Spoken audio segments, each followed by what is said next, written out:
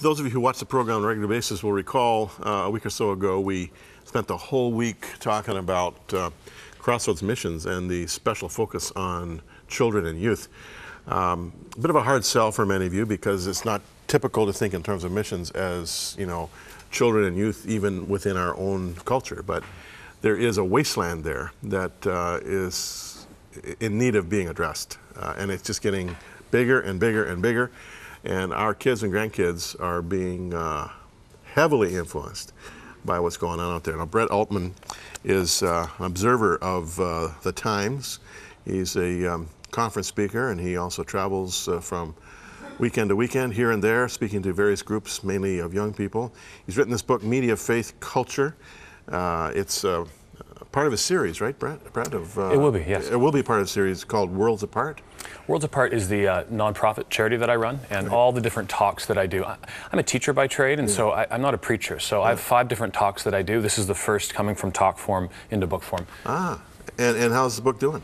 It's been doing well. Yeah. We just brought it out in February, and it's been interesting to have my first book out. So well, I've been loving it. Sure. And there's nothing like writing. You know, the thing about writing is that it's there for the ages. You know, people can be reading this thing 100 years from now saying, "Do you remember when there used to be an internet? What was that?" Which is a point that you make in your book. You know, when youth culture is dissing the adult culture, you make the point it's only a matter of time, and the youth will be adult, and their young people will be dissing them. That's sort of the way it goes with humankind, right? It seems to always go that way. Yes. Now, media influence. You really dig into it. In fact, as I'm reading your book, I'm thinking, does this guy do anything but go to movies? I mean, it seems you've seen movies that I didn't even know existed, but you're doing it because it's part of your profession. What's your sense right now of the most prevailing media influence? Is there one influence that seems to be more pervasive and more impactful than any other? Well, 2 things with that. One, I don't need to see all the movies. There are lots of things online. There's amazing websites which do research for you. They tell you what's in movies, so I don't need to go see everything. Right. And I think it's important too. I challenge students.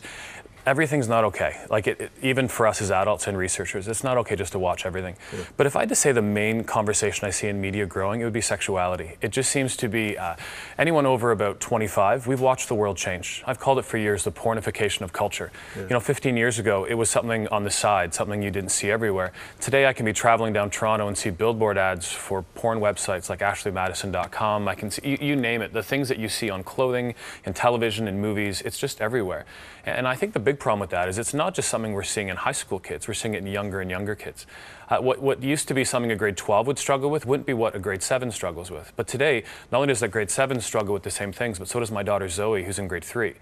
You know, it's the same music, it's the same movies. There's really no questioning of what's good or bad anymore. It's just everything is out there, and I don't know if it's just the lack of parenting or the lack of knowledge or ignorance, but you know, when you look at the movies that a kindergarten kid would see today when it's laced with language and sexuality, we've gone down a path I don't think we really want to go down. Well, you mentioned that one of the movies, Transformers, you know, I thought that was a movie about robots. Now, I've not seen it, but you just list some of the dialogue from those movies in your book, and it's really quite unexpected that there would be so much, as you say, sexualization.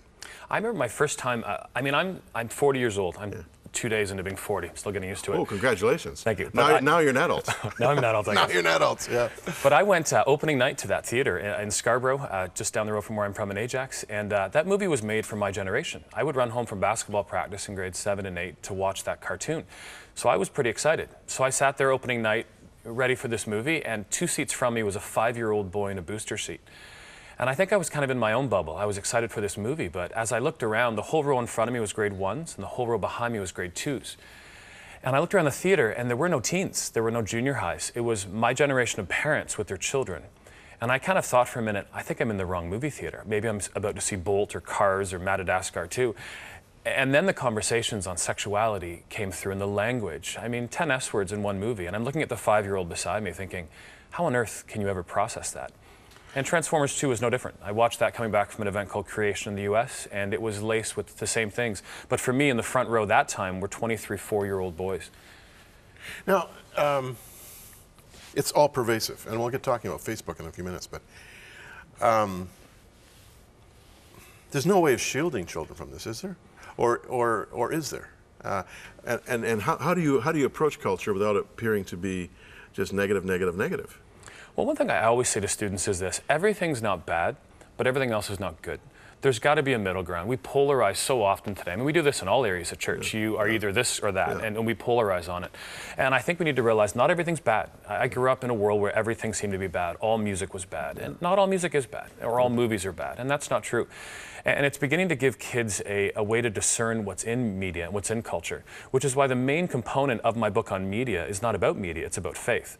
I use an analogy that your worldview shapes your values and your values shape your actions. And we as parents so often chase actions. We chase pornography, we chase drugs. I'll never forget, I think it was Newfoundland for an event. I'm on a round stage in the middle. Actually, it was Halifax. And as I finished, I was about to get on the stage to speak, a man walks up and he says to me, "Brett, I got it." And I looked at him and I said, "Got what?" And he shakes my hand and he drops a bag of weed into my hand. And I close my hand feeling very uncomfortable. You know, it looks like a drug deal's just gone on. There's 2,000 students around me. And then I realized who this father was. He'd been emailing me for years that his son is struggling with drugs. And his solution was kicking down the kid's door and taking his weed. And I said to him, it's not that, it's this. Why is he getting drunk? Why is he getting high? And too often we chase the actions as opposed to the worldviews, which is why the cornerstone to me of the answer to media isn't going and buying the latest and best CD or movie or something from a faith perspective. It's how do we change our hearts and our souls? And I walk through the spiritual disciplines for teens. How do we live those things out in our daily lives? And from that, our actions will change in the end. We got Father's Day coming up in a few days. It seems to me there's a huge father hunger out there. Kids growing up without dads, or if there's a father figure in the house, it's a second or third father, a second or third live-in boyfriend. Kids are basically without the father anchor in their lives. I'm wondering, you know, if there's a strong home influence in a kid's life, if that is more than enough to counterbalance some of the influences that are coming at them from other directions. I think so. One of the other 4 talks I do is a talk called The Man Talk, and it's a challenge for men to be better fathers, boyfriends, and husbands. And I always say, we're not all bad guys, but some of us can go from being bad to good, but a lot of us need to go from being good to great, being great husbands, being great fathers. And I do think having a father, especially in the home, I mean, it seems that sometimes when I say those comments, women get upset, but it's not that women aren't there. I think women are there, but it takes both. It takes both the men and the women together to have that functioning kind of home. And I think that fathers play a huge role. There's a quote I read once that said, too often when we're talking about a video game like a Grand Theft Auto or Call of Duty or some game today, what a father might say is not that the game's wrong, but that your mom doesn't like it. Which really says that the game's okay, but it's the mother that says it's not okay, which is a whole different conversation. You're kind of negating what's wrong with that and just kind of, you know, shoveling it off to what your wife might say. And I think it's important we do take stands on what's right and what's wrong. It's interesting you mentioned in passing the influence of advertising. And you make a comment that I have held to pretty much my whole life. In fact, with my own kids, even when they were young, when a commercial came on, I said, okay, now look for the lie. They became very good at looking for the lie, and you make the point that every ad that has a lie embedded in it somewhere. It seems to me that if there is that critical approach, you know, led by dad, mom, the house culture, whatever, that kids are going to become pretty astute at analyzing these things and not being sucked into stuff. I agree. Walt Mueller runs a group called the Center for Parent and Youth Understanding in the U.S., and he uses an analogy that you have to question all media. First off, what is the worldview of the media? What's the worldview of the song? Like today, what's the worldview of Lil Wayne, the rapper, to women? What's the worldview of the video game Call of Duty, you know, to violence? What's the worldview of Anne Hathaway and her new movie Love and Other Drugs to sexuality? I mean, this is a movie laced with nude scenes. But the second conversation is, what does the Bible say? You know, I think we've got to get back to the corner of what we believe, which is Scripture. I mean, we can talk about what an author says or someone else, but what does the Bible say? And then the question is, what is your response? Which are you going to follow? And I find with students, they can really take that and they can work with it. No matter where they are, at a party, at a friend's house, they can analyze what something is, begin to question it, and then kind of look at what their response will be. When I was reading your book, I, again and again, I was thinking to myself, we really have a choice here to be reactive or proactive. And there's a lot in your book that is, tending towards proactivity rather than just simply being a reactor. But I can recall when I was a kid that the great evil was television. You know, and I remember hearing on more than one occasion people referring to television as the devil's box. You know, you didn't go to see movies, you know, because that was the house of evil, and.